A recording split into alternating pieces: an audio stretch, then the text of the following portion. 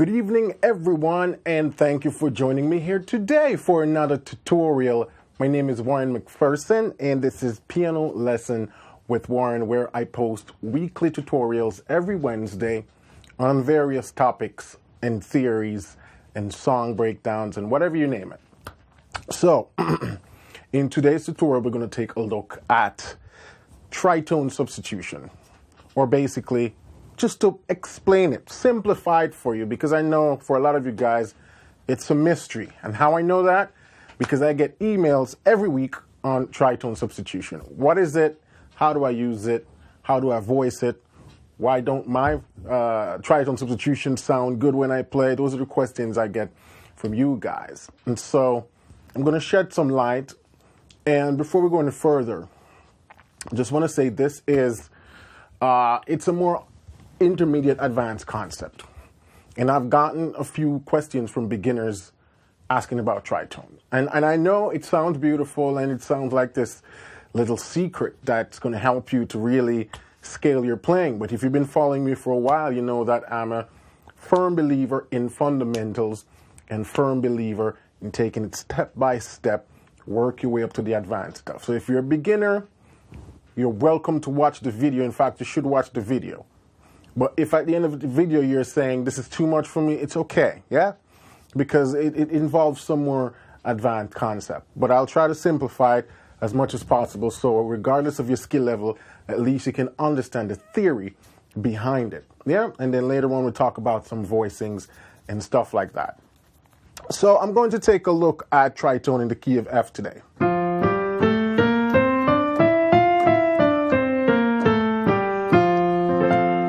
The reason I'm using F is because the intro song that I played was in F, and I'll use that song, What a Friend We Have in Jesus, to demonstrate some of the tritone spots.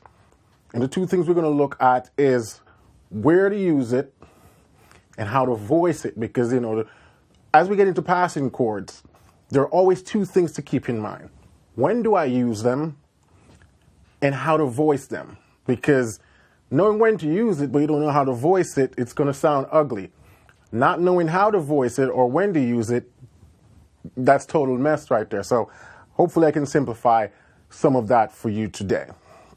But first, let's jump back a little bit and talk about the word tritone. What is that? Well, tritone simply means an interval of an augmented fourth, 3 whole steps. So if we take F, and we go 1, 2, 3 whole steps. The interval of an augmented fourth. So in other words, if you take a perfect fourth and you raise that top note a half step, that interval is known as a tritone. Tri stands for 3 in tone. So it's 3 whole tones. Tritone. And that's what that comes from. So when we talk about now tritone substitution, we're talking about building a chord on that tritone note. So for example, the tritone of F would be B. Now let's talk about another important concept of the tritone substitution. Tritones are almost always dominant 7th chord. And it's very important. Once you get really advanced and you can really tweak things, there are places that I've used tritone as a major 7th and it works. But 9 times out of 10, tritone is going to be a dominant 7th chord. And what do I mean by a dominant 7th chord? If you need a refresher, it's a major chord with a minor 7th. Or you can think of it as a major chord with an interval of a minor 3rd. A dominant 7th chord. Now, why is it that tritone substitution can be used interchangeably with dominant chords? I wouldn't use a tritone substitution on a major 7th chord. Usually a tritone substitution is used to substitute a dominant 7th chord. And I'm going to show you a cool little trick why that is. All right, let's take a look at the overlay. This is F7. And over this, in this hand, I'm going to play B7. So I have an F7 here, and can have a B7 here. What are the common notes between both chords? What notes can I find in this chord that I can also find in this chord? It's going to be these notes. See? They both have an A, and they both have an E flat. And that's the secret right there to the tritone substitution. Let me jump back to F7 and show you something. The most important notes in a seventh chord is the third and the seventh. Repeat after me. Most important notes in a seventh chord is the third and the seventh. Will it be a major 7, a diminished 7, a minor 7, an augmented 7, or a dominant 7? The most important notes is going to be the third of the chord and the seventh of the chord. And why is that? Because those are the defining character of the chord. If the chord doesn't have a third, we don't know if it's major or minor.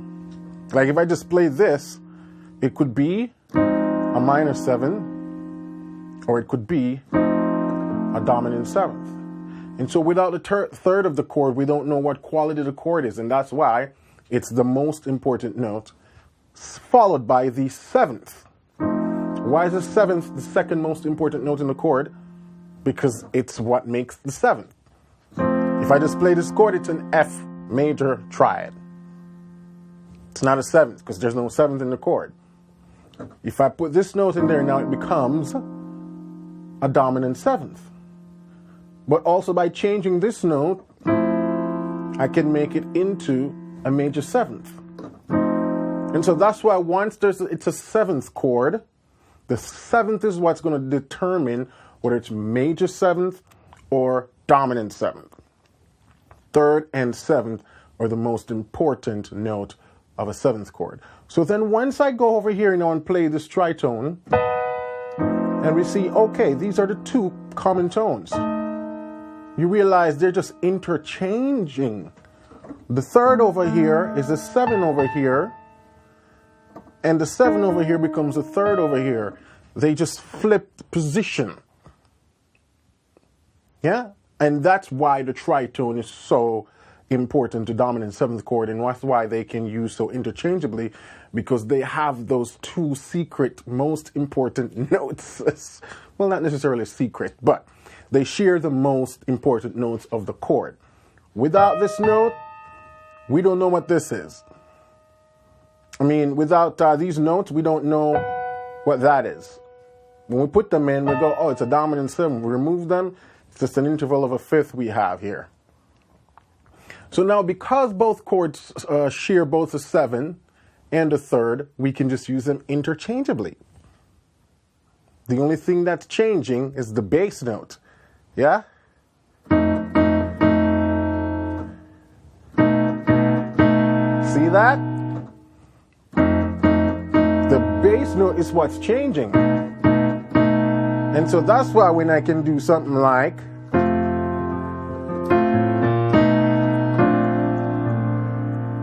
I can use this as a passing tritone to go to F. Now, another rule. Tritone likes to resolve a half step below. General rule. Whenever we play a tritone, everything is going to resolve a half step. Well, not necessarily everything, but the bass definitely is going to resolve a half step. The 3rd is going to resolve a half step. The 7 can sometimes resolve a half step if I want to make both chords dominant 7. But if I want this dominant 7th to resolve to a major 7, I can do that also. Now, can a tritone substitution also resolve to a minor chord? Does it have to be major? Certainly. What if I'm playing an F minor?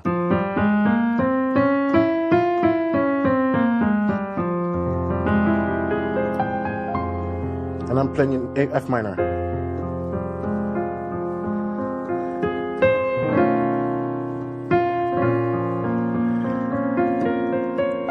So you see, I resolved this B7 sharp 11 to a minor chord. I could have even done, like for example,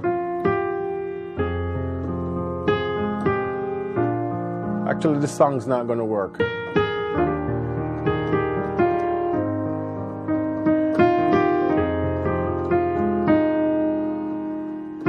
Let's see if there's a spot.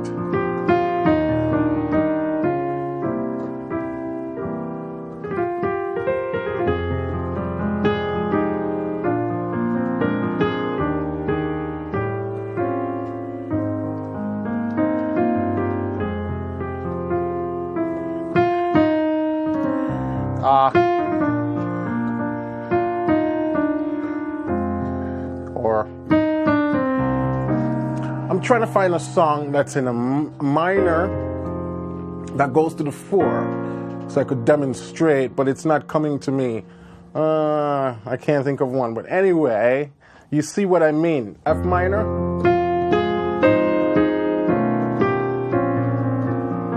So anyway, I just wanted to point that out. A tritone likes to resolve a half step lower, and it can resolve either to a major chord or to a minor chord.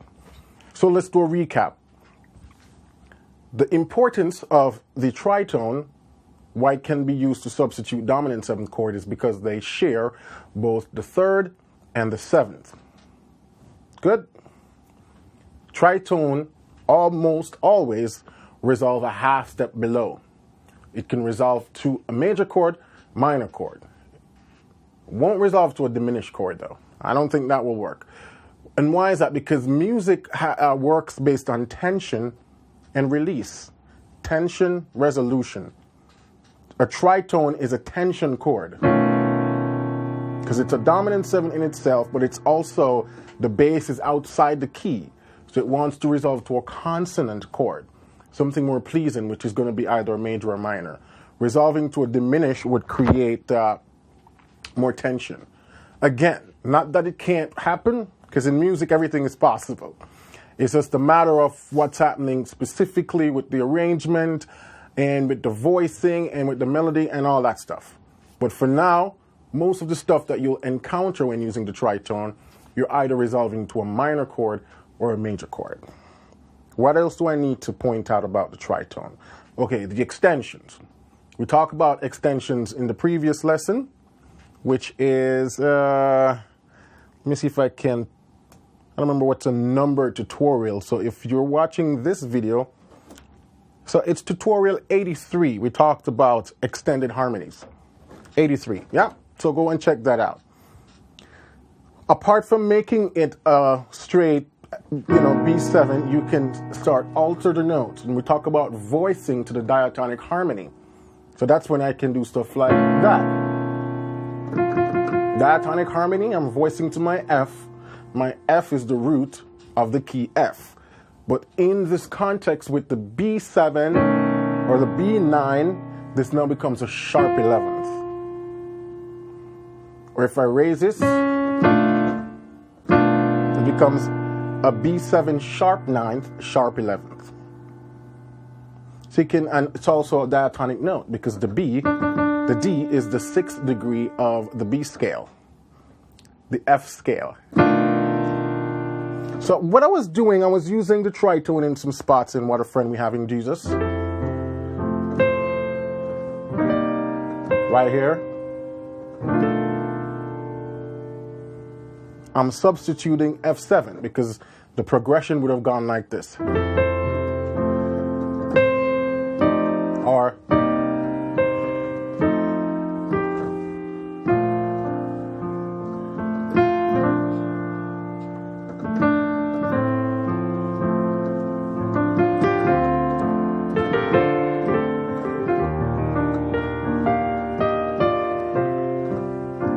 but instead of doing that 2, 5 passing to 4, I did 2 tritone sub to 4. And this chord right here is a sharp 9th, sharp 11th. And you might think, how comes a sharp 9, sharp 11 chord doesn't sound more dissonant? Well, because there's so much diatonic harmony in it. A is diatonic to the key of F. D is diatonic to the key of F. F is the root of F. And so then the only non-diatonic note we have is B and this E flat right here, which technically is supposed to be a D sharp for it to be the correct spelling. But I know right now in Ridiculous you're seeing D sharp. That's because I have the setting flip to flat to facilitate the key of F, which is 1 flat. Anyways, you understand an harmonic equivalent by now, I'm hoping. So, you know, E flat, D sharp. I can only show one of them at a time, not both. So, pardon me. And I'll make sure to voice that to the melody. So again, when you guys say, why is it that my extensions don't sound good? They don't work. Voice to the melody and keep the dissonance note more buried. If I had a singer, or if I was playing with a saxophonist or you know, melodic instrument, then I could sort of change the voicing a little bit, you know? What a friend we have in Jesus.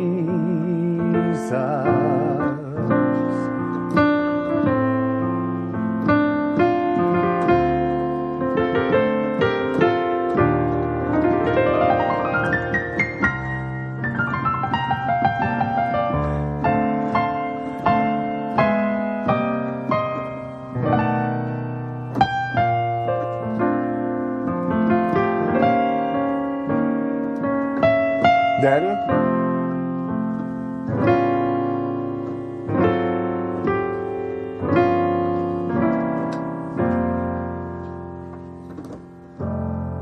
so I use a tritone, another part.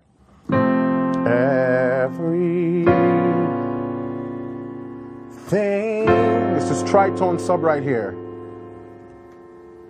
Because this is the tritone sub for what?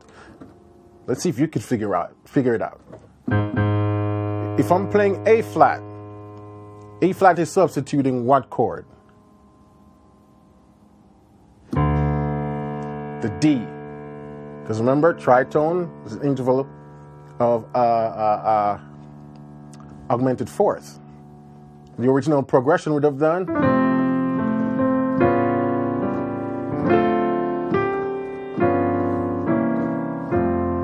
But I could substitute this D 7 sharp 9 with a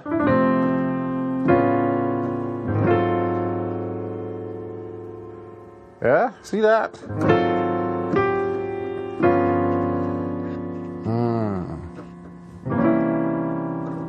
And all the time I'm keeping track of my melody.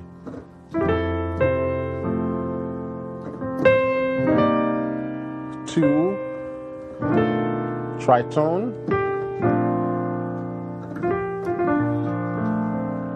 then I go 3 to 6.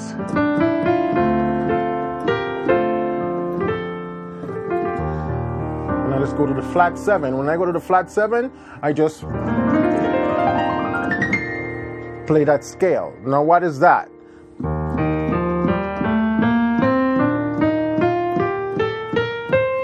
Okay.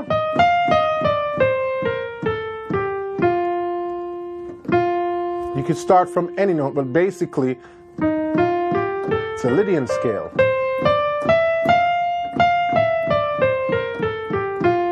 E flat Lydian. And I'm borrowing that from the key of B flat because I'm already playing this sort of major 13th. So I can play this Lydian over it. Then I come back to my 6. Instead of going to 1, I just go to 6. All because we do not carry everything to God in prayer.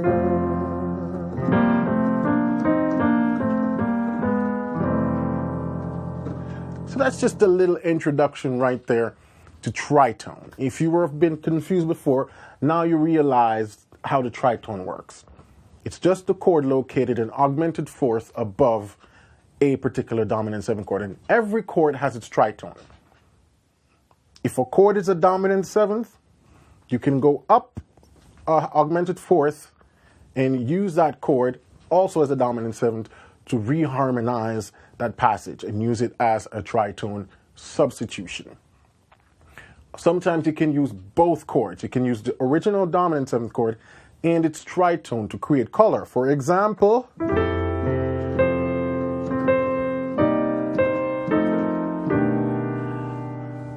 see, I use the F7 and also come back and play the tritone, yeah?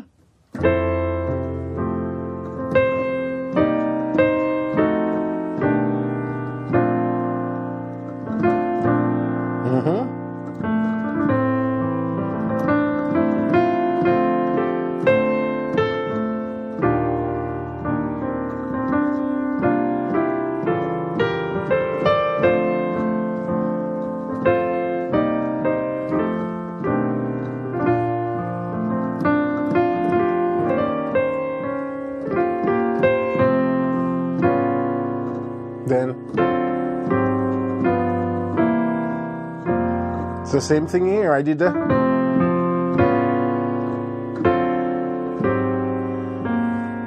But you see right here, you see it's like I'm using the flat 7 and I have the major 7th for that chord. So it's, and it's because the melody.